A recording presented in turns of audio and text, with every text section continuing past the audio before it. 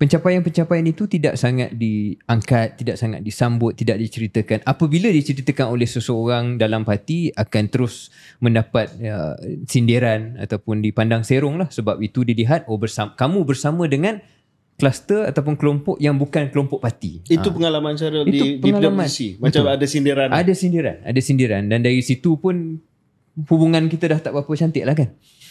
So itu saya rasa ramai yang mengalami, bukan hanya saya. Saya rasa waktu tu Tok Dad sebagai seorang seorang dalam VP dan seorang naik presiden menteri. Tapi juga dia pun amphibious jugalah. So there were a few yang ni. Ada seorang yang paling hebat sekali lah. Siapa?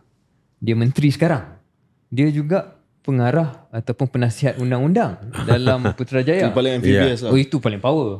Saya rasa silap definisi KJ tu, label tu ada di tempat lain. Dan cuma bezanya individu tu dia cepat-cepat nampak. Dia nampak ni gelombang dah mula berat pada satu side ni.